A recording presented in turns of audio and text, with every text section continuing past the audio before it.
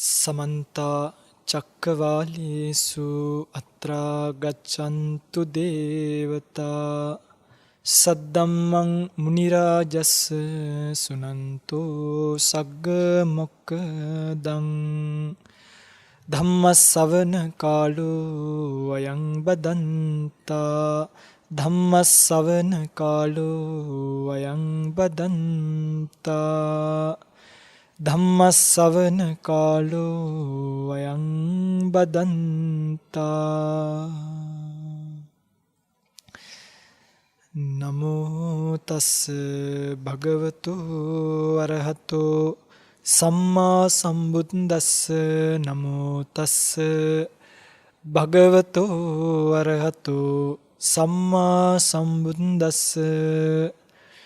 නමෝ තස්ස භගවතු අරහතු සම්මා සම්බුද්දස්ස ආනාපානස්සති භික්ඛවේ භාවිතෝ බහුලීකතෝ මහප්පලා හෝති මහානිසංසාති.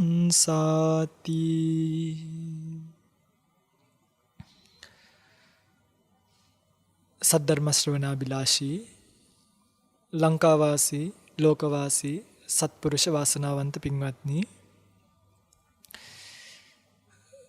ලෞතර සම්මා සම්බුදුරජාණන් වහන්සේ නමක් සාරා සංකේය කල්පලක්ෂයකටත් වඩා අධික කාලයක් සමතිස් පාරමී දම් පූර්ණය කරමින් පාරමී දම් පුරාගෙන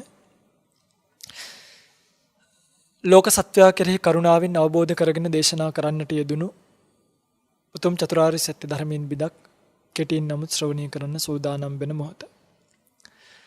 පහුගිය ධර්මදේශනා මාලාවකම ශුෂ්ක විදර්ශනා පිළිබඳව දිගින් දිගටම සාකච්ඡා කළා.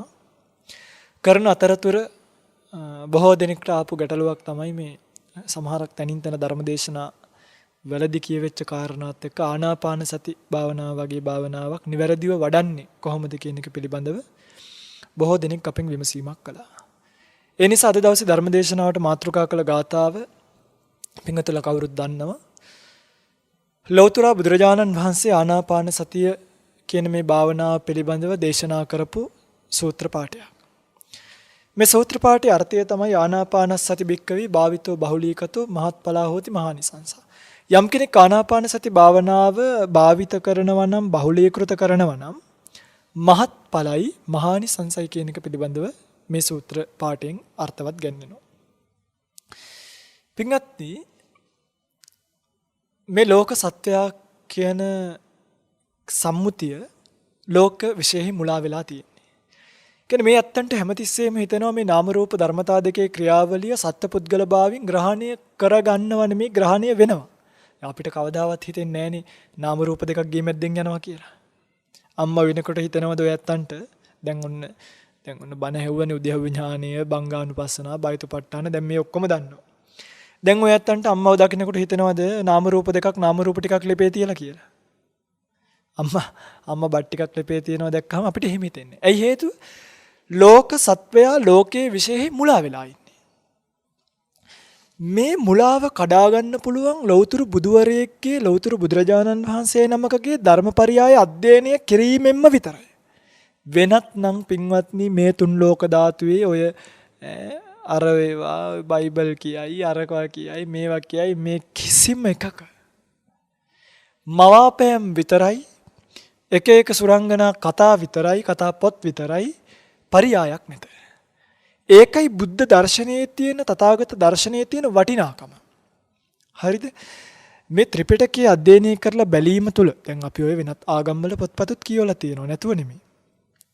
ඉතින් ඒ වගේ තියෙන හරය බුදුදහමත් එක්ක සංසන්දනය කරලා බලනකොට බුදුදහමේ ප්‍රමුඛ පරමාර්ථය තමයි මගේ පින්වත්නි නාම රූප විශේෂෙහි මුලා වෙලා ඉන්න සත්වයා ඒ නාම රූප විශේෂෙහි යථාවාදී කියන්නේ තත ලක්ෂණය කියන්නේ සත්‍ය ලක්ෂණය පෙන්වීම පිළිබඳව අවබෝධ කර ගැනීම පිළිබඳව මාර්ගයක් දේශනා වෙච්ච ධර්ම.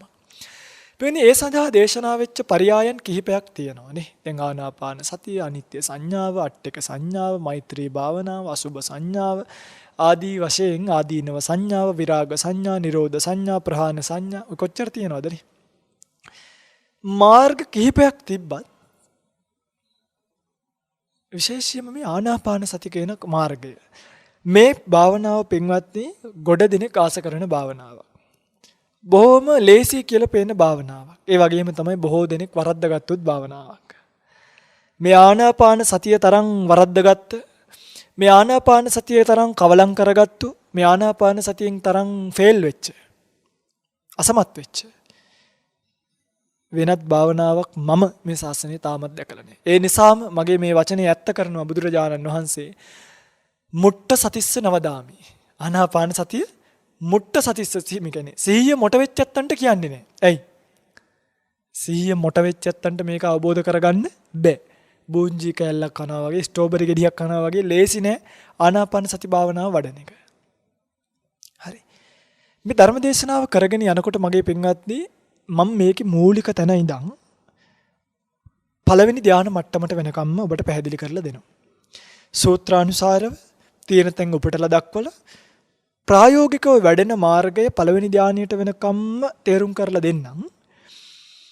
මේකෙදි ඔබ මතක තියාගත යුතු දේ තමයි හාමුදුරුවෝ වැරදියට කිව්වද දන්නේ නැහැ, අරක හරිද දන්නේ නැහැ, ඒක මේක හරිද දන්නේ නැහැ නෙමෙයි. බුදුරජාණන් වහන්සේගේ සූත්‍රය කුමක්ද? ෂෝට්කට් හොයන්න එපා. මොකද මීට වඩා යම් ෂෝට්කට් එකක් තිබ්බනම්, ඒ කියන්නේ කෙටි මාර්ගයක් තිබ්බනම් හිතනවාද මේ මහා කාරුණිකයන්න් වහන්සේ අපිට වහලා පෙන්නයි කියලා? නෑ. තිබ්බ ලේසිම සත්‍යම කෙටිම මාර්ගය තමයි උන්වහන්සේ මේ ආනාපාන සතියේ දේශනා කළේ.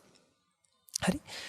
මේ භාවනාව වඩන්න යන අපි දැනගන්න ඕනේ කාරණා කිහිපයක් තියෙනවා. පින්වත්නි ආනාපාන සතිය දෙවිධයකට සූත්‍ර පිටකයේ දේශනා කරලා තියෙනවා. එකක් ආනාපාන සති සූත්‍රය සහ සතිපට්ඨාන සූත්‍ර කියන මේ වගේ ඔය ගිනිමානන්ද සූත්‍රවල එක ආනාපාන සති භාවනාවක පියවර 12ක් තියෙනවා. හරි? එක ආනාපාන සති භාවනාවක පියවර 16ක් තියෙනවා. එක ආනාපාන සති භාවනාවක පියවර 12යි, අනිත් ආනාපාන සති භාවනාවේ පියවර 16යි. මේකේ වෙනස තමයි පියවර 12 භාවනාව කරන කෙනා පින්වත්නි භාවනාව කරගෙන ඇවිල්ලා පළවෙනි ධානයට සමවැදිලා පළවෙනි ධානයේ ඉඳන් විදර්ශනා කරගෙන යනවා. පියවර 16 භාවනාව කරන කෙනා පළවෙනි ධානයේ නෙමෙයි, එයා පළවෙනි ධානයෙන් නවතින්නේ හතරවෙනි ධානයට වෙනකම් එනවා. චතුර්ථ ධානයටම ඇවිල්ලා චතුර්ථ ධානයේදී තමයි එයා විදර්ශනාව කියන එක ආරම්භ කරන්නේ. දැන් ඔබට තීරණය කරගන්න පුළුවන් ඔබ පළවෙනි ධානයෙන් නැවතිලා විදර්ශනා කරනවද?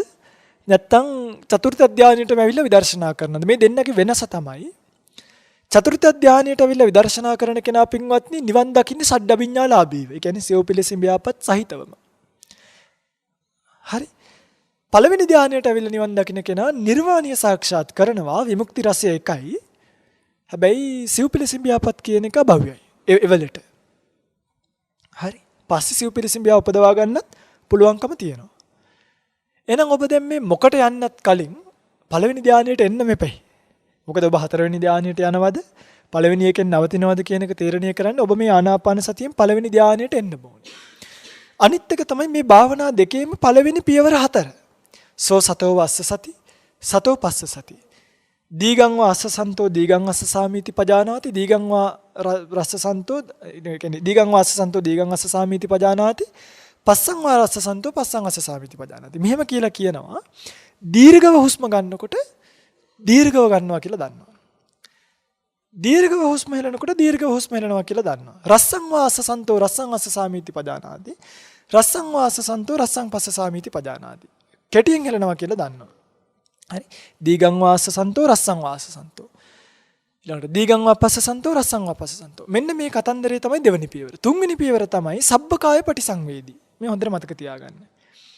හතරවෙනි පියවර තමයි පස්සම් බයං කාය සංකාරං කියන පියවර 4. පළවෙනි එක සතෝ වස්ස සති සතෝ පස්ස සති, දෙවෙනි එක දීගං වාස්ස සන්තෝ රස්සං වාස්ස සන්තෝ කියන පියවර 2, තුන්වෙනි එක සබ්බකාය පටිසංවේදී, හතරවෙනි එක පස්සම් බයං කාය සංකාර. මෙන්න මේ පියවර 4 සම්පූර්ණ කරන කෙනාට තමයි මගේ පින්වත්නි පළවෙනි ධානය කියන එක උපදින්නේ. හරි. එහෙනම් ඔබ අනිවාර්යයෙන්ම ආනාපාන සති භාවනාව කරනකොට වෙන කොහිවත් නවතින්න එපා. මග නවාතැන් නැත. පළවෙනි නවාතැන තමයි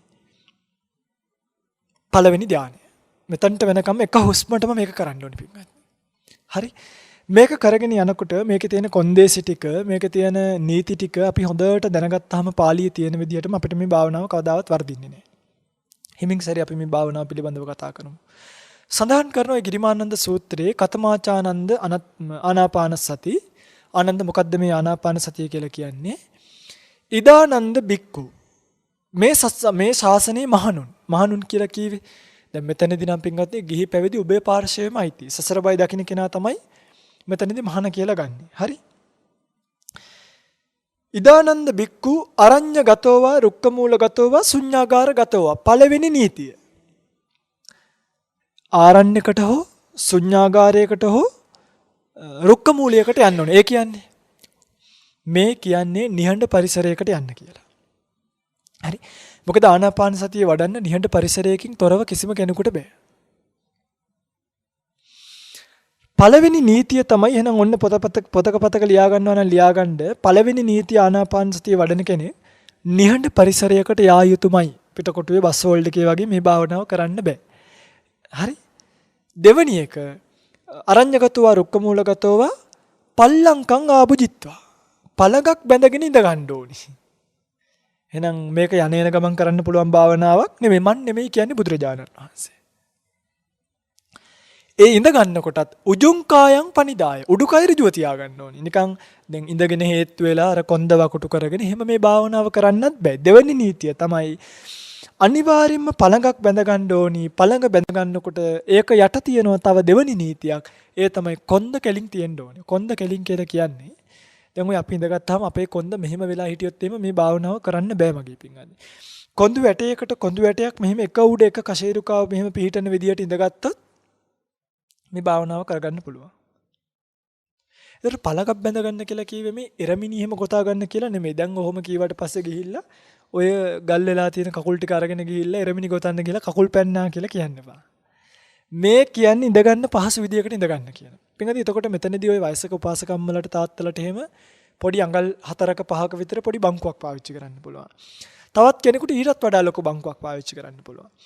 ඊළඟට පුළුවන් කෙනෙක් පරයන්කේ බැඳගත්තොත් මේක වඩා පහසුයි. මොකද කොන්ද හරියටම කෙලින් වෙන නිසා.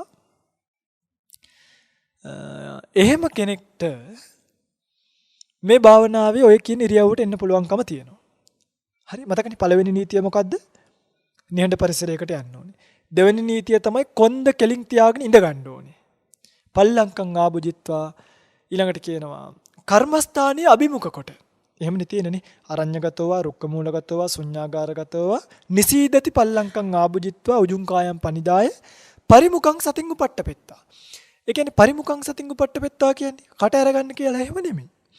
කර්මස්ථානියට සිහිය පිහිටවන්න. මේ පාලි වචන මේවට පුදුම නිරුක්ති තියෙන්නේ අද. මේ හැකරල්ලටත් නිරුක්ති දෙනවනේ. නිසා මේවට මේ කාගේවත් නිරුක්තිය ඕනි නෑ. බුදුරජාණන් වහන්සේගේ නිරුක්තිය ගන්න. පරිමුඛං සතින් උපට්ඨපෙත්වා කියලා කියවේ කර්මස්ථානීය අභිමුඛ කොට සිහිය පිහිටවා ගන්න. ඒ කියන්නේ මම දැන් ආනාපාන සතිය වඩන්නයි යන්නේ. ඔන්න ඔච්චරයි. මම දැන් ආනාපාන සතිය වඩන්නයි යන්නේ කියන තැනට හිත අරන් එන්න. අරගෙන આવොත් මෙන්න මේ තුන කරොත් එයාගේ කොන්දේසි තුන පරිපූර්ණයි.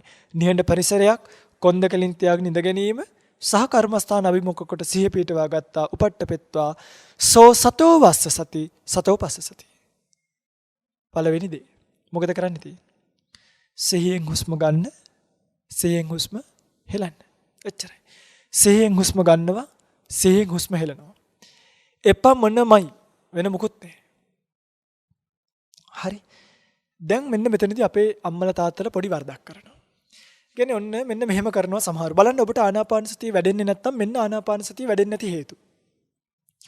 ඔන්න දැන් සිහියෙන් හුස්ම ගන්නවා. ඔන්න ඔහොම කළා හුස්මක් ගත්තාම අපේ උපාසක අම්මලා ඕකට කමෙන්ට් කරන්න යනවා. ඒ කියන්නේ අපේ ඇති ආන්තම් එකක් ගත්තා. හුස්මට පස්සේ කතා කරනවා. නෑ හුස්ම එක්ක කතා කරන්න නෙමෙයි කිව්වේ. හුස්ම ගණන් කරන්න කියලා නෙමෙයි මේ දැනට බුදුරජාණන් වහන්සේ කිව්වේ. මොකද්ද කිව්වේ? සිහියෙන් හුස්ම ගන්න, සිහියෙන් හුස්ම හෙලන්න. පින්වත්නි ඔබේ හුස්ම ඔබ ගන්නවද ඔබට ඒක වැටෙනවද? ඔබට ඔබේ හුස්ම වැටෙනවා. ඒ වැටෙන හුස්ම ගැන දැන් මං ඇහුවොත් දැන් සිහිය තියනවද ඔබේ හුස්ම ගැන? දැන් දැනගෙනද ගත්තේ දැනගෙනද හෙළුවේ. දන්නෙත් නෑ ගත්තා කියලා දන්නෙත් නෑ හෙළුවා කියලා. භාවනා කරන කෙනා සිහියෙන් හුස්ම ගන්නවා සිහියෙන් හුස්ම හෙළනවා. කිසිම වෙලාවක අර ක්‍රිකට් මැච් වල වගේ ක්‍රිකට් මැච් වල ඕක මේ අර මෙහෙමනේ ඔන්න ගහන කෙනා 4 එකක් ගැහුවාම මොකද කියන්නේ ක්‍රිකට් අර කමෙන්ටරි කරන කෙනා ඔන්න දැන් 4 පාරක් ගැහුවා කියලා. අන්න ඒ වගේ උපාසකම්මලා ඔන්න දැන් එකක් ගත්තා. ඒක දිග එකක් කොට එකක් කියලා. දැන් මේකට විවිධ දේවල් දැන් මම සමාධියකට ආවා ආයේ. තව ටිකයි මට සෝවාන් වෙන්නේ. තාම මේ අයන්න කියවනවා. දැන් පොඩ්ඩක් ඔය කරනකොට පින්වත්නි මේ චුට්ටක් ඇඟපත ලිහිල්ලලා පොඩි සමාධියක් වගේ එකක් ආවම හිතන්නේ සෝවාන් වුණා කියලා. ඒ දන්නේ නැතිකම. හරිද? හොඳට මතක තියාගන්න සිහියෙන් හුස්ම ගන්න සිහියෙන් හුස්ම හෙලන්න ඒකත් එක්ක කමෙන්ට් කරන්න යන්න එපා. ඔන්න දැන් එකක් ගත්තා දැන් ඇති ආන්තම් අපේ ඊළඟ එක කොහොම වෙයිද දන්නේ නැහැ. ඔන්න දැන් අපේ ඇති ආන්තම් ඒකත් හෙලා ගත්තා. දැන් ඉතින් මං තරම් කෙනෙක් නැහැ. මං විතරයි මේ ආනාපාන සතිය කරන්නේ. බැලින්නම් හුස්ම ගන්නවා දන්නෙත් නැහැ එළියට එනවා දන්නෙත් නැහැ. උපාසකම්ම වෙන කල්පනාවක. භාවනා කරනවා නෙමෙයි භාවනා කියනවා. හරි? ඔන්න ඕක තමයි පළවෙනි පියවර. පළවෙනි පියවර යම් තාක් දුරට කරගෙන යනකොට ඔබට තේරෙනවා ටික කාලේ දැන් ඔක පළවෙනිම දවස්වල පින්වත්නි හිත පිහිටන්නේ. يعني හුස්ම දෙකක පිහිටනවා තුනක පිහිටනවා පිට යනවා. ඊළඟට ඔන්න දෙවෙනි තුන්වෙනි දවස් වෙනකොට 10ක විතර පිහිටනවා ආයෙත් පිට යනවා. කාලයක් කරගෙන යනකොට උත්සාහයෙන් වීරියෙන් සහියෙන් නුවණින් වැඩිපුර කාලයක් ඔබට මේ හුස්ම පිළිබඳව සිහියක් ඇති වෙනවා. ඒ කියන්නේ ඔබ දන්නවා දැන් මගේ හුස්ම පිළිබඳව මට යනවා එනවා සිහියක් තියෙනවා. ඔන්න දෙවෙනි පියවරට යනවා. දීගං වාස්ස සන්තෝ දීගං අස්ස සාමීති පජානාති. දීගං වා පස්ස සන්තෝ දීගං පස්ස සාමීති පජානාති. රස්සං වාස්ස සන්තෝ රස්සං අස්ස සාමීති පජානාති. රස්සං වා පස්ස සන්තෝ රස්සං පස්ස සාමීති පජානාති. මෙතනදී මගේ පින්වත්නි මේක හොඳට මතක තියාගන්න. මේ කියන්නේ ඔබේ යන හුස්ම දිගද කෙටිද කියලා බලන්න කියලා විතරයි. කියන්නේ එහෙම නෙමෙයි. බලහත්කාරයෙන් දැන් මම අර පහුගිය ධර්ම දේශනාවක මතක් කළානේ. දැන් සමහරව ඉන්නවා මේක මේ නිකන් මෙන්න මෙහෙම කරනවා. හරි. මේක කිව්වට මොකද දන්න එපා. දැන් ඔන්න ආමුද්‍රෝ භාවනා කරනවා. දැන් දිගට හුස්මක් ගන්න අන්න කියනකොට උපාසකම්ම මොකද කරන්නේ? ෆුල් දාලා ඉතින් අර දූවිලිත් එක්ක මූණේ. කියන්නේ මේ බලහත්කාරයෙන් හුස්ම ගන්න යන්න එපා. වැටෙන හුස්ම දිගද කෙටිද කියලා බලන්න. දැන් අර බල්ලෝ ඉන්නේ බල්ලෝ කොහොමද ළඟ හුස්ම ගන්නවනේ. මිනිස්සු ටිකක් දීර්ඝව හුස්ම ගන්න. දැන් හාමුදුරුවෝ කියනකොට හුස්ම ගන්න එකට ඔබ දැකලා තියෙනවද ත්‍රිපිටකයේ කොයි හරි බුදුරජාණන් වහන්සේ හාමුදුරුවෝ ටිකාගෙන තියාගෙන මෙහෙම දැන් හුස්මක් ගන්න දිගට ගන්න කොටට ගන්න දිගයි කොටයි කියලා ඉන්නවා. කොයිද එහෙම සූත්‍රයක් තියෙන්නේ? එහෙම සූත්‍ර නේ මේ මල විකාර. මේ කමක් නැහැනේ මේක කිව්වටනේ. මොකද පින්හදි මේවා කියන්නේ නැතුව මේ ලෝකය තන්නේ කර අච්චාරුවක් වගේ.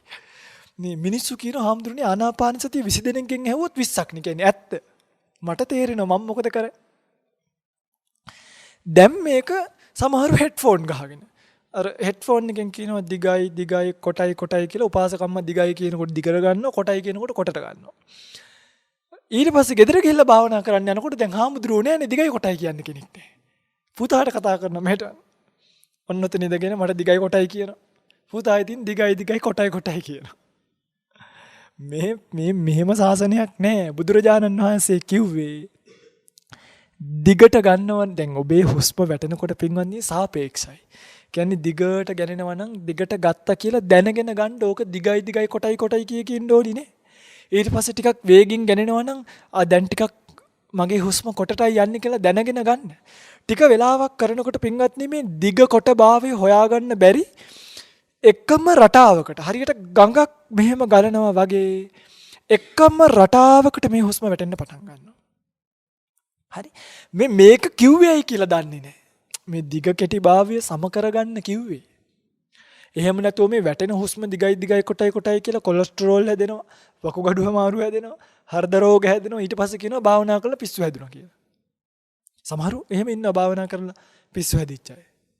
ඒ භාවනා කරලා නෙමෙයි භාවනා කරනවා කියලා වෙන මල විකාර කරලා. නැත්නම් ඉතින් දැන් ඔබට අපිව දැක්කාම එහෙම පේන්නේ නැහනේ රෝගයක් වැළඳිලා වගේ. එහෙම නැහනේ. ඒ නැති වෙන හේතුව තමයි හරියට භාවනා කරා නම් තියෙන පිස්සු හොඳ වෙනවා. වැරදියට භාවනා කරොත් ওই මිනිස්සුන්ට අර අපි කතාවකුත් කියන්නේ හැම මිනිහටම දවසට තප්පර ගාන පිස්සු හැදෙනවා කියලා. ඔන්න ඕක වැඩි දියුණු වෙනවා. ඊට පස්සේ බලන්නකො පාරේ යන්න බෑ පටවි ආපෝ එහෙම නෑ. බුදුරජාණන් වහන්සේ දැකලා තියෙනවද මේ ආනන්දට කතා කරන ওই පටවි ආපෝ තේජෝ වායෝ මෙහෙට එන්න? එහෙම කතා කරන්නේ ආනන්දගෙන් නෑ. සාරිපුත්ත එන්න. නැත්තම් සුද්දාෂ්ටක රූප කලාප ටික මෙහෙට එන්න. අපේ උපාසකම්මලා නිවන් දැක්කොත් එහෙම අන්න සුද්දාෂ්ටක ටිකක් බණ කියලා ගියාය. සුද්දාෂ්ටක ටිකක් කෑවාය. ඔහොම වෙයි. එහෙම වෙන්න හොඳ නෑ. මෙන්න මේ දෙවෙනි පියවර කිව්වේ මගේ පින්වත්නි දිග කෙටි භාවයේ හුස්ම සම රටාවකට ගේන්න. ටිකක් කල් ඔබ මේක ගැන සිහියෙන් ගන්නකොට දිගයිද කොටයිද කියලා ඔබට ටිකක් කල් යනකොට දැනෙනවා මේ හුස්ම එකකට එකක් වෙනස් නැති බව. හරියට එකම රටාවකට යන තප්පර කට්ටක් වගේ. කියන්නේ මේ 100% එකම රටාවකට එන්නේ නැහැ. නමුත් හොයාගන්න බැරි තරම් වෙනසක් නැහැ ඒකේ. කියන්නේ ඒ තරම් එකම රටාවකට හරියට එකම ලතාවකට ගලන ගංගාවක් ගලනවා වගේ එකම රටාවකට මේ හුස්ම වැටෙන්න ගන්නවා. එදාට ඔබේ දෙවෙනි පියවර සම්පූර්ණයි. හරි. එහෙනම් පළවෙනි පියවර සම්පූර්ණ වෙන්නේ වැඩි වාරයක් හුස්මේ හිත පිහිටියාම. එතකොට තමයි දෙවෙනි පියවරට එන්නේ. දෙවෙනි පියවරට ආවට පස්සේ දෙවෙනි පියවරේදී මගේ පින්වත්නි ඔන්න ඔබේ හුස්ම ඒකාග්‍ර රටාවකට එකම රටාවකට වැටෙනවා. හරි. දැන් ඔන්න යෝගාවචරය දන්නවා මගේ හුස්ම එක රටාවකට වැටෙනවා. දැන් යෝගාවචරයට සිහියක් තියෙනවා මට දැන් ඊළඟ පියවරට යන්න පුළුවන්. තුන්වෙනි පියවරට යන්න පුළුවන්. තුන්වෙනි පියවරට යනවා. දැන් පින්වත්නි මෙහෙකුත් තියෙනවා. දැන් මේ හුස්ම සිහියෙන් ගන්න සිහියෙන් හෙලන්න කීවහම එක පාටම අපිට මේක අහුවෙන්නේ. ඒ නිසා පූර්වාචාරින් වහන්සේලා පොඩි සරල කරලා තියෙනවා මේ භාවනාව එක තැනක. ඒක ඇත්තටම ඊටාම නිවැරදි, ඊටාම හරි. අපිත් මේ භාවනාව වර්ධනය කරගත්තේ ආකාරයට, වර්ධනය කරේ ඒක ආකාරයට, කරන්න උපදෙස් දෙන්නෙත් ඒ ආකාරයට. නාසිකාවග්‍රේ හිත පිහිටවා ගන්න. මොකද මේ හුස්ම ඇතුළට යනවද එනවද කියලා බලන්න පුළුවන් ලේසිම තැන තමයි නාසිකාවග්‍රය. දැන් නුවරකට ඇතුල් වෙන පිට වෙන ළමයි ගණන් කරන්න කිව්වොත් අපිට ලේසිම තැන තමයි නුවරේ දොරනේ. දොර ගාවට ගියාම ඇතුළට එන කට්ටිය ගණන් කරන්නත් පුළුවන්. එළියට යන කට්ටිය ගණන් කරන්නත් පුළුවන්. ඒ වගේ හුස්ම ඇතුළට යන්නේ නාසිකාවග්‍රය කියන දොරෙන්. ඒ නිසා අපේ හිත කියන රාජපුරුෂයාව මේ තරපුරුෂයාව නාසිකාවග්‍රේ මුරට දාන්න. නාසිකාවග්‍රේ මුරට දැම්මාම යන කෙනත් පේනවා එන කෙනත් පේනවා. දැන් ඔන්න නාසිකාවග්‍රේ හිත තියාගෙන තමයි දැන් සමහරු මේකේ නාසිකාවග්‍රේ හොයනවා. ඒ කියන්නේ සමහරුට එන ලොකු ප්‍රශ්නයක් මේක.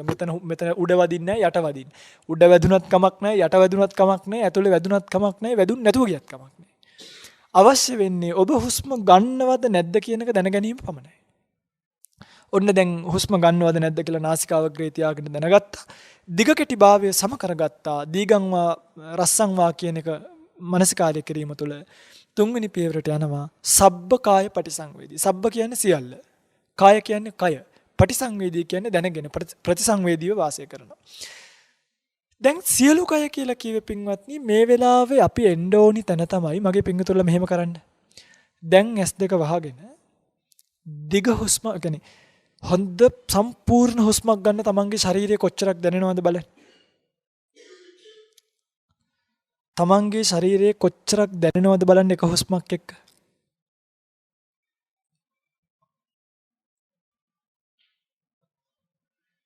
නේ ඔන්න හුස්මක් ගත්තනම් කවුරු හරි එයාට දැනෙන්නේ නැති හුස්මත් එක්ක මේ පපුව වැඩ කරනවා, බඩ වැඩ කරනවා, උරහිස් වැඩ කරනවා, බෙල්ල ගාව වැඩ කරනවා. මේ කයක් මෙහෙම හරියට බැලුමක් පුම්බනකොට මුළු බැලුමම මෙහෙම කරලා පිම්බෙනවා වගේ. මුළු බැලුමම මෙහෙම කරලා දිගහැරෙනවා වගේ, විසරණීය වෙනවා වගේ. මේ මුළු ශරීරයම හුස්මත් එක්ක වැඩ කරනවා. හැබැයි අපේ හිත තියෙන්නේ දැන් කොතනද? නාසිකාවග්‍රේ විතරයි. ඔන්න ටික යුද බටේක් යුද්ධ භූමියක බංකර් අල්ල ගන්නවා වගේ මේ යෝගාවචරය තුන්වෙනි පියවරේදී මොකද කරන්නේ? හුස්මත් එක්ක දැනෙන සියලු තැන් අල්ලන්න පටන් ගන්නවා. ඒ කියන්නේ දැන් ඔන්න නාසිකාවග්‍රේ විතරක් නෙමෙයි යාට බඩක් දැනෙනවා. ටිකක් කල් යනකොට බඩයි නාසිකාවග්‍රේයි පපුවයි තුනම දැනෙන්න පටන් ගන්නවා. ටිකක් කල් යනකොට බඩයි නාසිකාවග්‍රේයි පපුවයි විතරක් නෙමෙයි උරහිසුත් දැනෙන්න පටන් ගන්නවා. දැන් මොකද වෙන්නේ?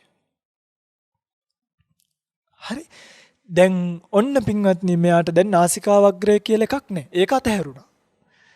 දැන් සබ්බ කාය පටිසංවේදී හුස්ම ගන්නකොට මෙහෙම කරලා හුස්මත් එක්ක මේ විසරණය වෙන මේ ශරීරය මේ කියන්නේ දිගහැරෙන හැකිලෙන මේ ශරීරයම මෙන්න මෙහෙම දැනෙන්න පටන් ගන්නවා. හරියටම අර මේ බැලුමක් පුම්බනවා වගේ තමයි. බැලුමක් පුම්බනකොට මුළු බැලුමම මෙහෙම පිම්බෙන්නේ. ඒ වගේ මේ කටින් හුලං ගහනකොට නහයෙන් මේ මුළු ශරීරයම මෙහෙම පිම්බෙනවා. මෙහෙම මුළු ශරීරයම පිම්බෙනවා හැකිලෙනවා කියන තැන දැනගත් උදා ඔබට කියනවා සබ්බ කාය පටිසංවේදී. මේ දැන් කරලා බලන්න දැන් උනත් ඔබට මේක අහුවෙනවා. හරි. මෙන්න මෙහෙම සබ්බ කාය හැබැයි මතක තියාගන්න දැන් සමහරු එකපාරට තුන්වෙනි පියවරෙන් පටන් ගන්න යනවා. ඒක කරන්න එපා. මොකද මේ වාහනයක් වුණත් මගේ පින්වන්නේ ගියර් 4ක් තිබ්බට එකපාර 4 වෙනි ගියර් එකට දාලා යන්න පුළුවන්ද? මොකද කරන්න ඕනේ? චුට්ටක් ෆස්ට් ගියර් එකට දාන්න ඕනේ නේ. සෙකන්ඩ් ගියර් එකට දාන්න ඕනේ. තර්ඩ් ගියර් එකට දාලා තමයි 4 වෙනි ගියර් එකට අපි දාගන්නේ. ඒ වගේ මේ භාවනාව පළවෙනි දෙවෙනි පියවර අතහැරලා ආවොත් තුන්වෙනි පියවරින් ඉඳන් මේක කරන්න අමාරුයි එකපාරම. බුදුරජාණන් වහන්සේත් කියනවා ආනන්ද මමත් ආනාපාන සතිය කරනවා කොහොමද කරන්නේ? සිහියෙන් හුස්ම ගන්නවා හෙලනවා. බලන්නේ තප්පරෙන් ධානය වලට සම්බන්ධින්න පුළුවන්. හැබැයි කියනවා මමත් ආනාපාන සතිය කරනවා සිහියෙන් හුස්ම ගන්නවා සිහියෙන් හෙලනවා. දීර්ඝව හුස්ම ගන්නවා කෙටියෙන් හුස්ම ගන්නවා. සබ්බකාය සියලු කය දැනගෙන හුස්ම ගන්නවා කියලා බුදුරජාණන් වහන්සේත් මේ පිළිවෙල තමයි මේ භාවනාව වර්ධනය කරගන්නේ. එතකොට ඔන්න සබ්බකාය පටිසංවේදී මෙන්න මෙතනදී හරි ලස්සන සංසිද්ධියක් වෙනවා. මේ සියලු කය දැන් දැනගෙන හුස්ම ගන්න යෝගාවචරයාගේ ඇඟ සැහැල්ලු වෙනවා. හරියට පුළුන් කෑල්ලක් අහසට ඉස්සුනා වගේ. නේ එහෙම දැනිලා නැද්ද ඔබට භාවනා කරනකොට? නිකන් මෙහෙම කළා අහසට ගියා වගේ දැනෙන්න පටන් ගන්නවා. මේ වෙලාවට පින්ගන්නේ මොන සනීපයිද කියනවනම් මොන තරම් මේ අතවත් එහාට මෙහාට කරන්න හිතෙන්නේ. හරියට ඔළුවේ ඉඳන් කකුල් දෙක ගාවට එනකන් හිරිවැටෙන ඉන්ජෙක්ෂන් එකක් ගැහුවා වගේ. නිකන් ලෝබයි වෙලාවට භාවනාවෙන් නැගිටින්න. ඒක මතක් වෙනකොට දැන් සමහරු මේක පින්ගති මේ සමාධි නෙමෙයි හරි.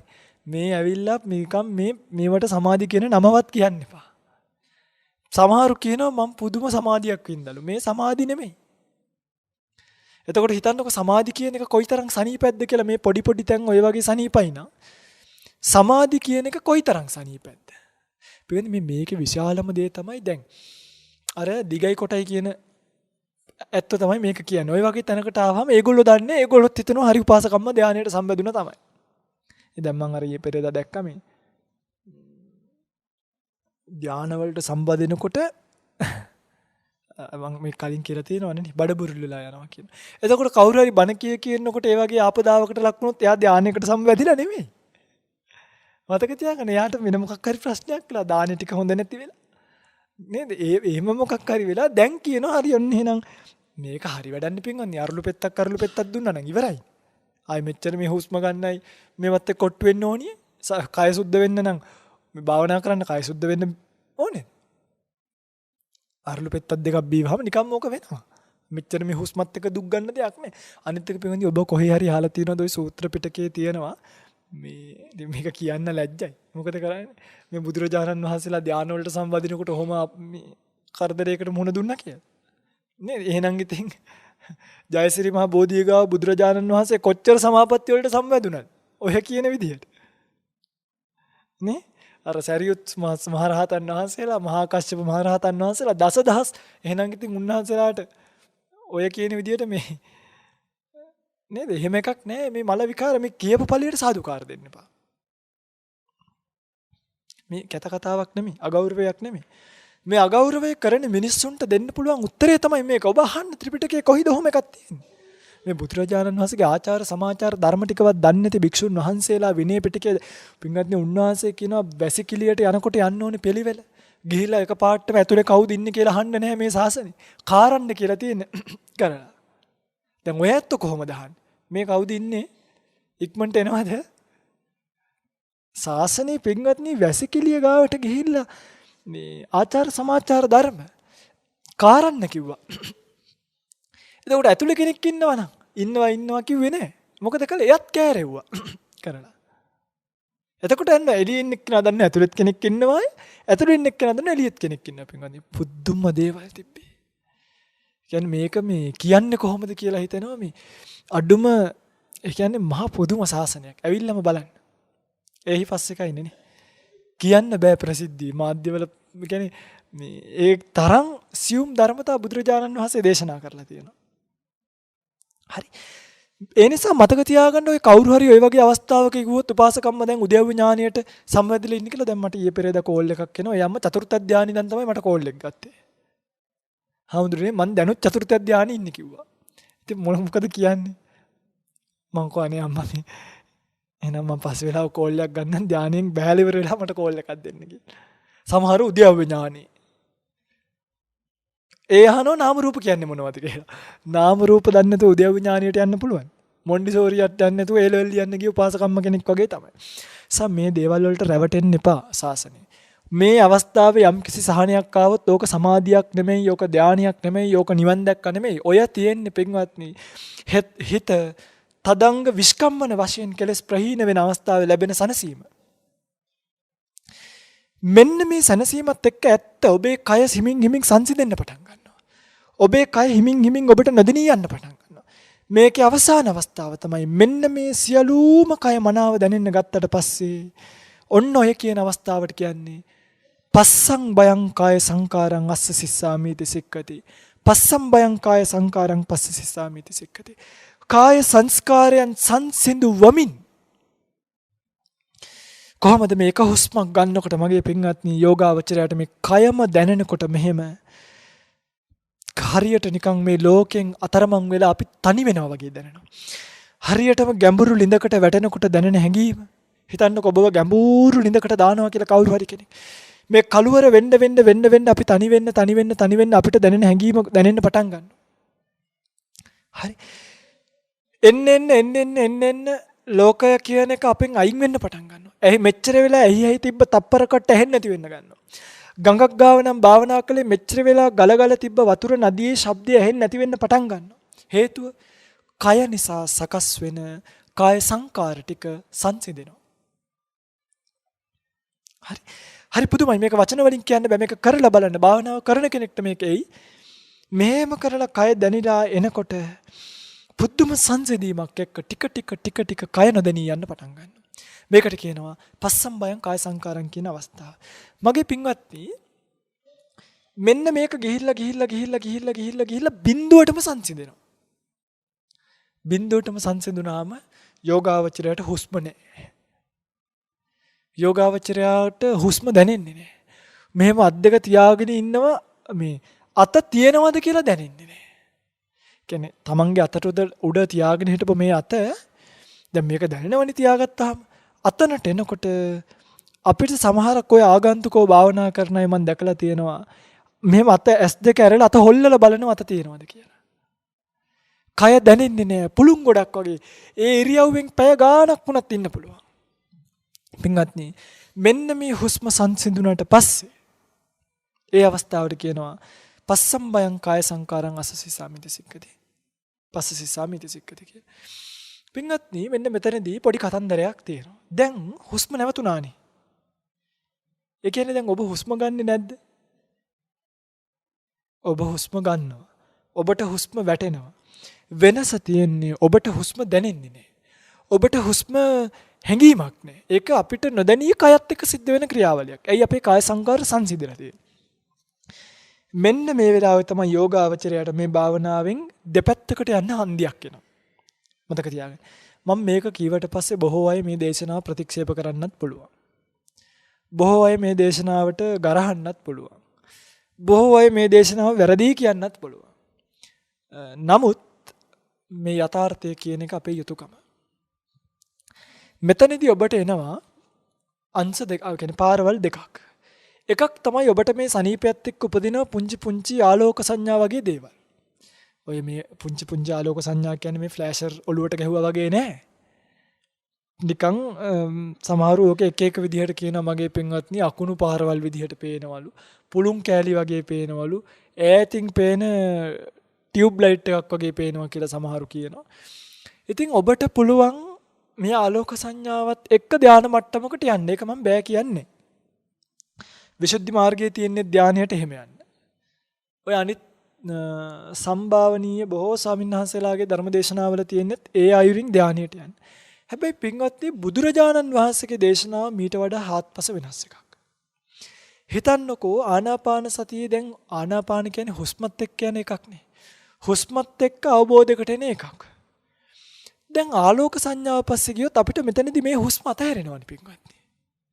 එතකොට ඇයි බුදුරජාණන් වහන්සේ ආලෝක සංඥාවක් ගැන ගන්න නම් කීවේ? ඇයි ඒකට ආනාපාන සති වගේ භාවනාවක් දේශනා? ඇයි උන්වහන්සේට තිබ්බනේ කසීන භාවනාවක් ගැන කියන්නේ? උන්වහන්සේ ආලෝක සංඥාවෙන් ධානය වලට යන්න තමයි දසකසිනියක් දේශනා කළේ. දසකසිනියට අමතරව ආනාපාන සතිය දේශනා කළේ කසිනියක් වඩලා ධානය වලට යන්න නෙමෙයි. අවබෝධයෙන් ධානය වලට යන මාර්ගය තමයි ආනාපාන සතිය කියලා කියන්නේ. එතකොට මෙතනදී ආලෝක සංඥා පස්සේ යන්නේ නැතුව මෙන්න මේ නිමිත්ත උපදවා ගන්න බලන්න. මෙන්න මේ නිමිත්ත ගැන මම ඔය ආනාපාන සතිය ගැන බොහෝ පොත්පත් කියවලා තිනවා. ත්‍රිපිටකයට අමතරව පරිවාර ග්‍රන්ථවල මේ කතන්දරය ගැන කියලා තියෙන්නේ අජාන් බ්‍රහ්මවංශ ස්වාමීන් වහන්සේ විතරයි. ඊට අමතරව අපේ ගුරු ස්වාමීන් වහන්සේලා මේ කර්මස්ථානයේ අදත් මේ විදිහටම අපි උන්වහන්සේලාගෙන් තමයි මේ පරියාය ඉගෙන ගත්තේ. උන්වහන්සේලාට පින් සිද්ධ වෙන්න. උන්වහන්සේලා අදත් මේ පරියාය මේ විදිහටම දේශනා කරනවා. මේ කර්මස්ථානයේ බොහොම ප්‍රායෝගිකයි. සත්‍යම සත්‍යයක්. ඒක උන්වහන්සේලා අපිට ඒ කාලේ විදිහට සත්‍ය කරලා කිව්ව. දැන් නම් අපිත් දන්නවා මේක ඒකාන්තයෙන්ම මේ මාර්ගය තුල ගියොත් ඔබට මේ කියන අවස්ථාවට යන්න පුළුවන්. හරි.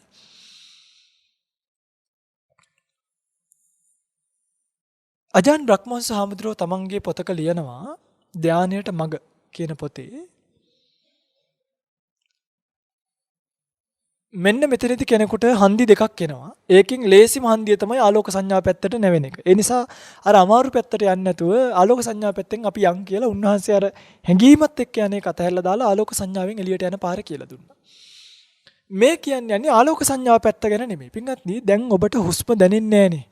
හැබැයි ඔබට මේ වෙලාවේ ඔබේ මනසේ තියෙන පොඩි සිතවිල්ලක් මනෝ නිමිත්තක්. ඒ තමයි ඔබ අර සබ්බකාය පටිසංවේදී කියන එකේදී මෙහෙම සම්පූර්ණ කයම ගත්තනේ නිමිත්තකට. දැන් කෙනෙක් ඔබ මෙන්න මෙහෙම කළා පිරිමැද්දොත්. එක දිගටම මෙහෙම පිරිමැදගෙන ගියොත්. පිරිමැදලා ඔහම කළා අතාරින්න. මොකද වෙන්නේ? අර පිරිමැදපු එකේ රටාව තව දෙපාරක් තුන් පාරක් විතර යනවා අපේ මනසට දැනෙනවා. ඒ වගේ අයිස්ක්‍රීම් ගැන මතක් කරගන්න. කලින් කාපු අයිස්ක්‍රීම් වල නිමිත්තක් අපේ හිතවල තියෙනවා. දතේ අමාරුවක් හැදිච්ච වෙලාවට මතක් කරගන්න. කලින් හැදිච්ච දතේ අමාරුව වල නිමිත්ත අපිට දැන් ගන්න පුළුවන්. ඒ වගේ සබ්බකාය පටිසංවේදී කියන එක නැවත නැවත මනසිකාර්ය කිරීම තුළ අපිට මේ කය ගැන මෙන්න මෙහෙම පිම්බෙනවාය මෙන්න මෙහෙම හැකිලෙනවාය කියලා නිමිත්තක් තියෙනවා.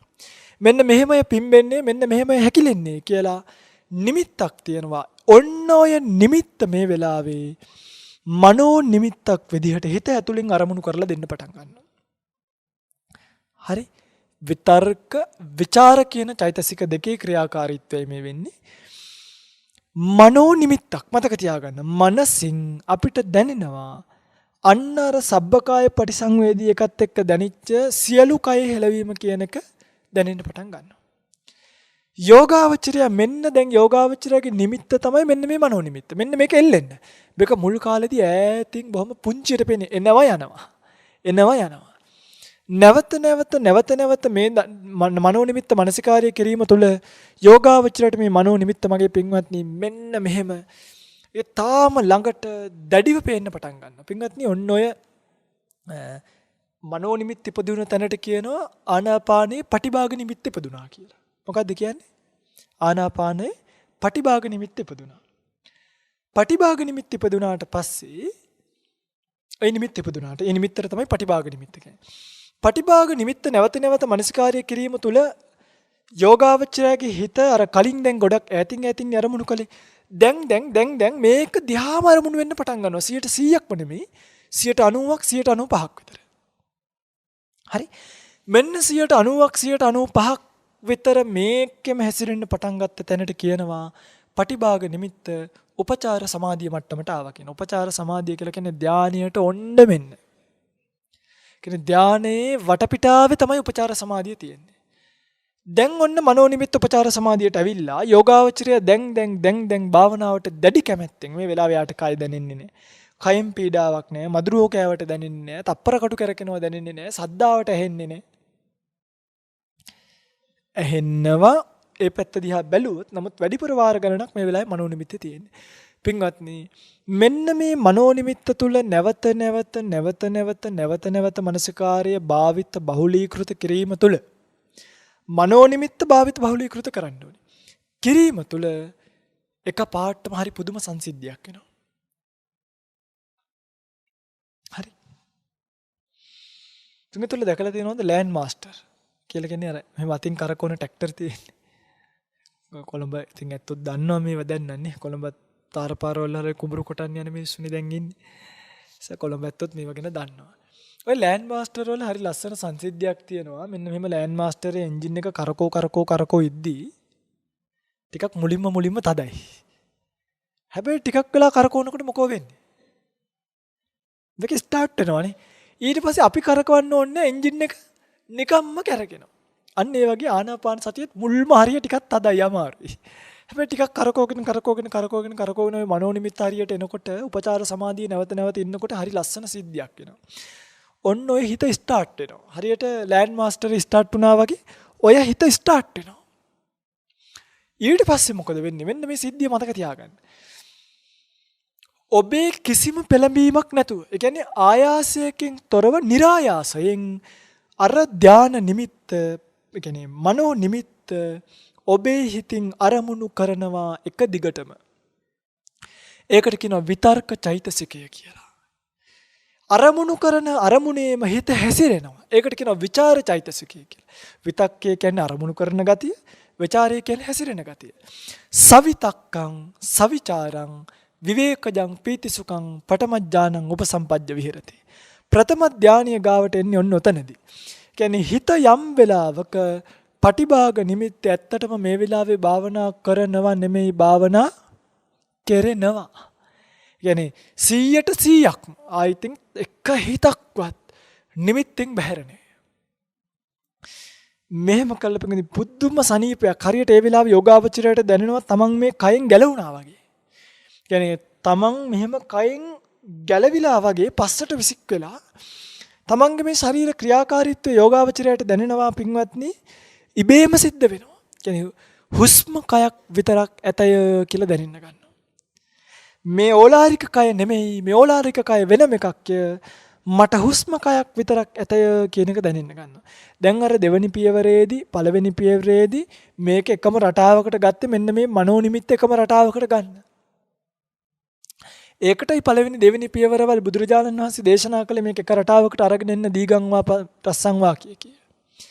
දැන් මොකද වෙන්නේ? යෝගාවචරය ගිහිත එක පාරටම මගේ පින්වත්නි අර මනෝනිමිත්තටම නැමිලා යෝගාවචරය මෙන්න මෙහෙම කළා පස්සට විසික් වෙනවා. පස්සට විසික් වෙනවා කියන්නේ මේ භාවනාසනෙන් විසික් වෙන්නේ නැහැ. හරිද? ඊට පස්සේ උපාසකම්මල කල්පනා කළයි පස්සට විසික් වෙන නිසා ටිකක් ඉඳ තියාගෙන ඉඳ ගන්න ඕනි කියලා. එහෙම එකක් නැහැ. කය ඇතුලෙන් හරියට ගැලවිලා එළියට විසික් වෙනවා පින්වත්නි. තමන්ගේ කය වෙනම පේනවා හුස්ම කයක් විතරක් ඇතය ඕලාරික කයක් නැතය කියලා. අන්න බලන්න කායානුපස්සනා කය ගැන වෙනදා නොතිබිච්ච සිහියක් ඉපදුනා. මොකද්ද? හුස්ම කයක් පමණක් ඇත. දැන් අර ඕලාරික සංඥාව ඉවරයි. ඝනත්වය ඉවරයි. හුස්ම කයක් පමණක් ඇතය කියලා පින්වත්නි පළවෙනි ධානයට සම්බන්ධිච්ච යෝගාවචරයට ධානෙදි නෙමෙයි ධානයෙන් නැගිට්ටට පස්සේ කල්පනාවක් එනවා. හරි. මෙන්න මේකට කියනවා මගේ පින්වත්නි ප්‍රථම ධානය කියලා. දැන් කවුරු හරි කෙනෙක් ඔබෙන් ඇහුවොත් එහෙම ප්‍රථම ධානය කියන්නේ මොකක්ද කියලා දැන් ඔබ ඔය කියන්නේ නම් මේ නල්ලේ ප්‍රථම ධානයය, කනේ ဒုတိ ය ධානයය, අරහෙමේ ဒုတိ ය ධානයය, තෘතිය ධානයය නෑ. විතක්ක ਵਿਚාර කියන මේ චෛතසික දෙකේ හැසිරීමත් එක්ක ඔබට ලැබෙනවා ප්‍රීතිය, සුඛය, ඒකාග්‍රතාවය. විතක්ක ਵਿਚාර ප්‍රීති සුඛ ඒකාග්‍රතාව සහිත පඨම ධාන සිත. නේ? විතක්ක ਵਿਚාර ප්‍රීති සුඛ ඒකාග්‍රතාව සහිත පඨම ධාන සිත මෙන්න කියනවා ප්‍රථම ධානය කියලා. හොඳට මතක තියාගන්න. කවුරු හරි කෙනෙක් මගේ අම්මේ තාත්තේ රත්තරන් ඇහුවොත් ඔබෙන් ප්‍රථම ධානයේ ප්‍රායෝගික තලය මොකද්ද කියලා. බය නැතුව කියන්නේ. කුසල අරමුණේ හිත ආයාසයෙන් තොරව નિરાයාසයෙන් වැඩ කරන ගතිය. මේ වෙලාව හරි සනීපයි. පුදුම ප්‍රීතියක් තියෙන හිතට කිසිම විවේකයක් නැහැ. විස්කම්මන වශයෙන් කෙලස් ප්‍රහීනයි. පුදුම ඒකාග්‍ර බවක්. ඒකයි කිව්වේ ඒකාග්‍රතා චෛතසිකයේ තියෙනවා. සුඛ චෛතසිකයේ සුඛය ගෙනල්ලා දෙනවා. ප්‍රීති චෛතසිකයේ තියෙනවා. විතක්ක ਵਿਚාර පීති සුඛ ඒකග්ගතා සහිත පඨම ධානය සිත කියලා කිව්වතන්ට. දැන් මගේ පින්වත්නි මෙන්න මේ ආනාපාන සතිය කරන්න බය වෙන්න එපා. මොකද මේ පාරේ ගියොත් වීදුරු කැටේ වගේ මේ පාරේ ආවොත් කෙනෙකුට ආනාපාන සතිය ගැන අනිවාර්යයෙන්ම දීර්ඝ ප්‍රත්‍යක්ෂ අවබෝධයකට එන්න පුළුවන්. මේක තවත් නොතේරුණා නම් අන්තර්ජාලය තවත් හොයලා බලන්න මේ ගැන කරපු තවත් ධර්ම දේශනා තියෙනවා. මේ අද පැයෙන් දේශනා කළේ මේක සාමාන්‍යයෙන් මේකට ධර්ම දේශනා 2ක් 3ක් විතර ගන්නවා අපි විග්‍රහ කරන්න. එහෙම ධර්ම දේශනාවකින් ඔබට මේක නැවතත් ශ්‍රවණය කරලා ග්‍රහණය කරගන්න පුළුවන්. හොඳට මතක තියාගන්න ධාන මට්ටමට එනවා කියලා කියන්නේ ඔන්න ඔය වගේ අවස්ථාවකට එහෙම නැතුව මගේ පින්වත්නි ඔය චෝට්ටක් මෙහෙම නිකන් භවාංගගත වුණා කියලා ධානයට ආව කියලා හිතන්න එපා. සමහරව භාවනා කර කර ඉඳි හිත භවාංගගත වෙනවා. ඒ කියන්නේ නිින්දත් නොනිින්දත් අතර තැනක හිර වෙනවා. පැය ගාණක් ඉතින් නිදාගෙන ඉඳලා භාවනා ඉරියව්වෙන් නැකිලා කියනවා මම පැය ගාණක් ධානයකට සම්වැදුණා. මොකද්ද ධානය? නිදි ධානය. ඒවා ධාන නෙමෙයි ඒවා භවාංගගත වීම. හරි හිත භවාංගගත වුණා කියන්නේ ධාන නෙමෙයි. මේක මේ මහා ඛේදවාචකයේ තමයි මේක දැන් එක්ක පින්වත්ටි මේක ත්‍රිපිටකයට අනුව කියන්න ඕනේ. හරි නොදන්නා කෙලිපාන්ට හොඳ නැහැ. මම කියන්නේ මේකයි අර සර්පයා කියන්නේ මන්තරය නොදැන සර්පයා නටවන්න ගියොත් වෙන විපාකය තමයි වෙන්නේ. මේ Tamanට ඕන විදියට උපාසකම්මල 10 15 දිනක් එකතු කරගෙන ඇත් දෙක වහ ගන්න කොන්ද කෙලින් කර ගන්න උඩට හුස්ම හෙලන්න කියනකම් අර අම්මා හුස්ම තියාගෙන ඉන්නවා. කොයි වෙලේ හරි මොලේ නහරයක් පිපුරුවොත් එදාට තේරෙයි මේ වැඩේ. ඔය ස්වභාවික වැටෙන හුස්ම වැටෙන්න දෙන්න. ඕක මේ කාටත් පාලනය කරන්න දෙන්න එපා. හාමුදුරුවෝ උඩට කියනකොට උඩට දානවා. හදිස්සියවත් උඩට කියලා බිමට කියන්නේ ඉතලා හාමුදුරුවෝ අපවත් වුණොත් උපාසකම්මත් ඇස් දෙක වහගෙන ඉන්නේ. එහෙමම අපවත් වෙනවා. ඇයි බිමට කියනකම් දාන්නත් නැහැ. හරි ඒ නිසා මේ මල විකාර වලට යන්නේ නැතුව මේවා කියන්න ඕනේ මගේ පිංගනි. ඔන්න ඔතනටයි ප්‍රථම ධානය කියලා කියන්නේ. ඊළඟට මේකේ හොඳම දේ තමයි ဒုတိ ය ධානය. ဒုတိ ය ධානයට යන කෙනා මොකද කරන්න ඕනේ? නැවත පළවෙනි ධානයට සමවදින්න ඕනේ. කාලය ටිකක් ඉතුරු වුණ නිසා වේගෙන් කියාගෙන ගියත් මේ දෙවෙනි තුන්වෙනි ධානය ගැනත් කියන්නම්. හරි. මීට කලින් මේ ධාන ගැන කොහෙවත් ධර්ම දේශනාවක අපි නම් දේශනා කරලා නැහැ ප්‍රායෝගික තලයේ. දැන් නැවත ප්‍රථම ධානයට සමවදින කෙනා ටික විතක්ක ਵਿਚාර කියන චෛතසික දෙක නිසානේ අර ප්‍රීතිය සුඛ ඒකග්ගතාවය උපදින්නේ. විතර්කය කියන චෛතසිකයත් අතාරිනවා. උපචාරයට ආපහු වැටිලා. කොහොමද අතාරින්නේ? එයා පින්වත්නි හරියට මේ දැන් මෙන්න මේ වගේ. අපි දැන් ඉන්නවානේ දැන් ඔබ ඉන්නේ පැදුරක් උඩ කියලා හිතන්නකෝ. ඔබට බැරිද පැදුර උඩ ඉන්නවා කියන එක අමතක කරලා දාන්න. ඒ කියන්නේ දැන් ඔය ඇත්තෝ දැන් පැදුරක් උඩ ඉඳි හිතනවාද මං දැන් පැදුරක් උඩ මං දැන් පැදුරක් උඩ එහෙම හිතන්නේ නැහනේ. හැබැයි අපි දන්නවා පැදුරක් උඩ ඉන්නේ කියලා. අන්න ඒ වගේ විතර්ක චෛතසිකය කියන එක නැවත ප්‍රථම ධානයට සමවදින කෙනාගේ හිතේ තියෙන තියුණු සූක්ෂම භාවයක් නිසා විතර්කය වැඩ කරනවා. හරිද? සත්‍යකින්ම විතර්කය වැඩ කරනවා. හැබැයි විතර්කය ටික යාට අරමුණෙන් බැහැර වෙනවා.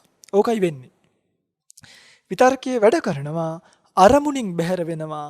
ਵਿਚාරය විතරක්. ඒ කියන්නේ අරමුණේ හැසිරෙන ගතිය විතරක් ඉතුරු වෙන්න පටන් ගන්නවා.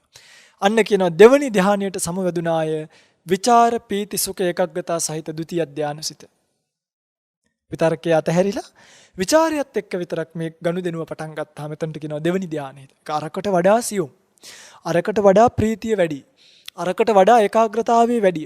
පින්වත්නි මේවා නිකන් මේ හරියට මේවට වචන නැහැ කියන්නේ මේ එන සැනසීම නිකන් ඔය ඇතු හිතන්නකෝ ඔය ඇත්තන් මෙහෙම අහසට විසික් කරලා දැනෙන්නේ නැති කරා කියලා. අන්න ඒ වගේ සැනසීමක් එන්නේ. අහසට උස්සලා දාලා දැනෙන්නේ නැති වෙනවා. වගේ වැඩක් වෙනවා. මේ කය දැනෙන්නේම නැහැ මල කරදරකාරී කය.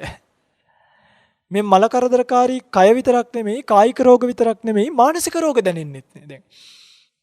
ඊළඟට ඔය ඇත්තෝ හිතන්නකෝ මම මෙහෙම උපමාවක් කියන්න. තුන්වෙනි ධානයත් කියලා ඉන්නම්කෝ. තුන්වෙනි ධානයේදී වෙන්නේ ਵਿਚාරයත් අතහරිනවා. කියන්නේ ප්‍රීතිය විතරක්ම අරමුණු කරන්න ගන්නවා. යෝගාවචරය මොකද කරන්නේ? දැන් අර නිමිත්තත් එක්ක විතක්කේ අතහැරියා. දැන් ਵਿਚාරයත් අතහැරලා ප්‍රීතිය සුඛ ඒකාග්‍රතාවය කියන ප්‍රීතිය අරමුණු කරන්න ගන්න තැනදී ප්‍රීතිය අරමුණු වෙනකොට පින්වත්නි යෝගාවචරයට අර දැන් මෙච්චර වෙලා මෙතන හිටියානේ කීපදෙනෙක් අපිට දැන් මේ යට තිබ්බ ටයිල් වල පාට මෙච්චර වෙලා දැක්කද? නේ දැන් යට ඔයත්තුන්ගේ ගෙදර නම් ඔයත්තු දන්න. ඔයත්තු වෙන කොයි හරි නම් ඉඳන් බලන්න දැන් බිම මේකේ තියෙන කැටයන් දිහා මේවා මෙච්චර වෙලා දැක්කේ නෑනේ. අන්න ඒ වගේ ਵਿਚාරය උඩ ඉන්නවා. ਵਿਚාරය අමතක කරනවා. ප්‍රීති සුඛ ඒකාග්‍රතාව සහිත තෘතිය ධානය සිතටපත් වෙනවා. ටිකක් වෙලා යනකොට ටිකක් වෙලා නෙමෙයි මේ. ඒක විනාඩියෙන් වෙන්නේ. තෘතිය ධානයේ ඉඳන් චතුර්ථ ධානයට යන යෝගාවචරය මේක මේ විනාඩියෙන් කරන්න පුළුවන් එකක් නෙමෙයි. හරි. තප්පර ගානේ කියන්න නංගි. කාලයක් පළවෙනි ධානයට සමවැද වැද ඉන්නකොට තමයි දෙවෙනි ධානයට එන්නේ.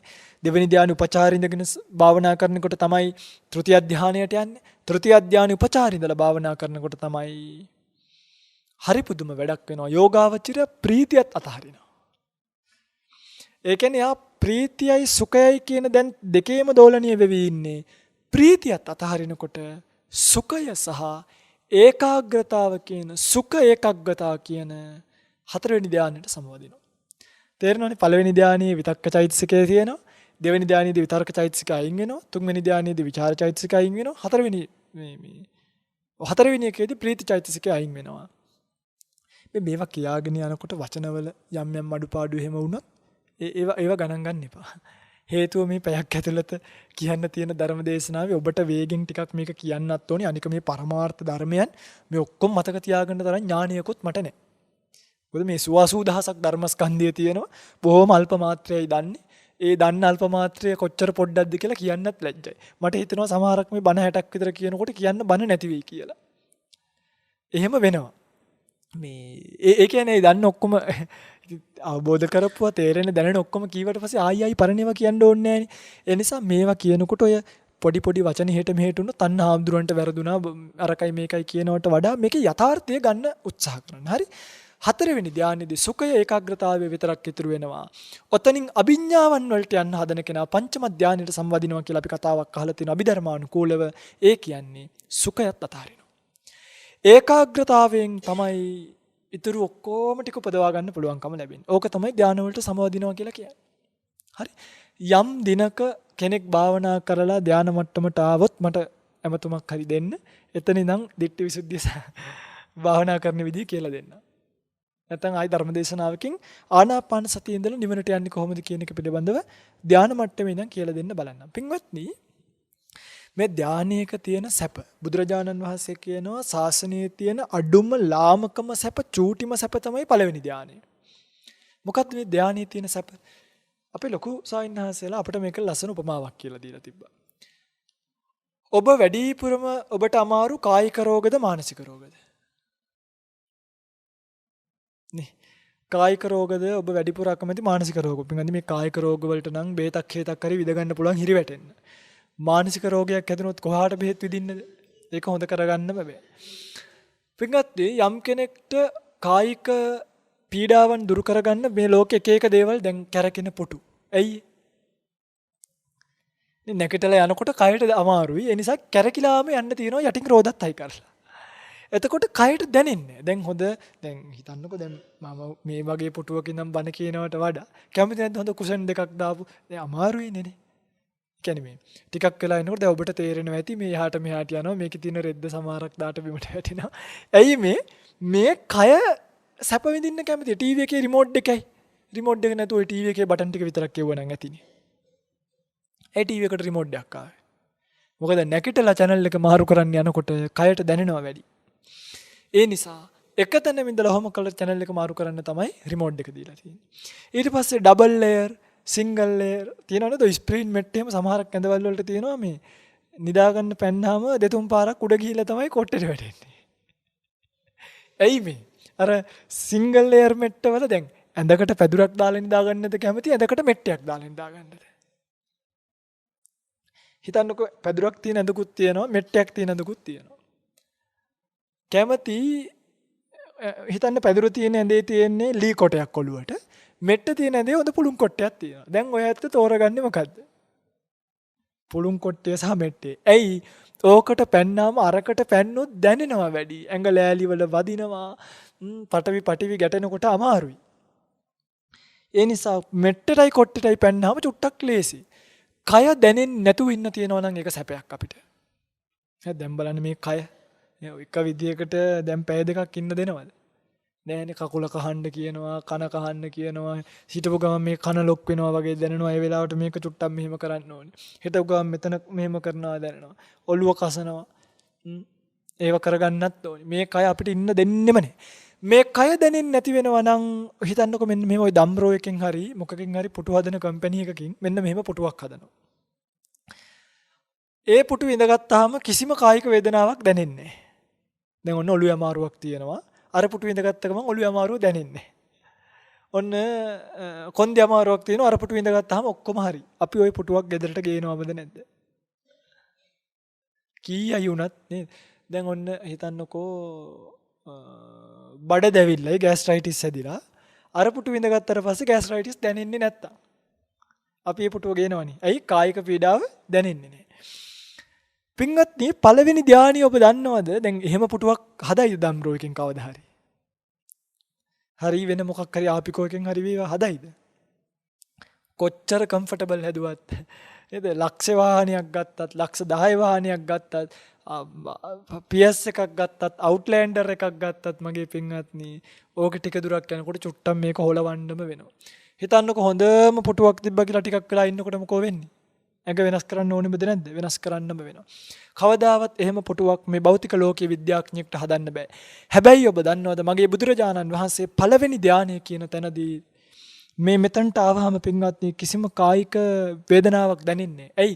හිත පින්වත්නි කය අරමුණු කරන්නේ නැහැ.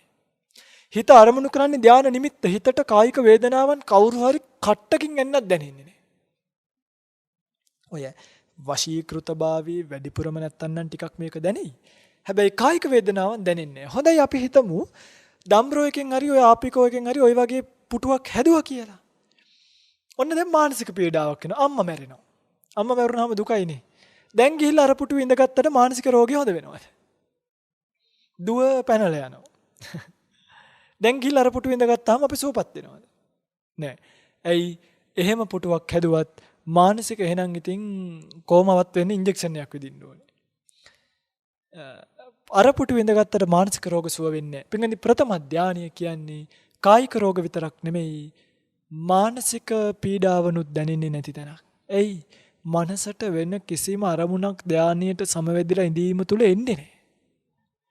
එයි හිතට එක වෙලාවෙ එක අරමුණක් විතරයි ගන්නෙ. එක අරමුණයි ගන්න එක තප්පරයකදී. එක ෂණයකදී. ඒ නිසා ෂණ 100ක් කෙනෙක් ධානයකට සමවැදිලා හිටියොත් ඒ ෂණ 100 තුලම එයාට කායික පීඩාවකුත් නැහැ මානසික පීඩාවකුත් නැහැ. එහෙනම් නොමිලේම කායික මානසික වේදනාවන් දුරු කරගන්න පුළුවන්ද නැද්ද? පුළුවන්. ආයි මේ ත්‍රිබල් ලේයර් ඕනේ නැහැ. ඩබල් ලේයර් මෙට් ඕනි නැහැ.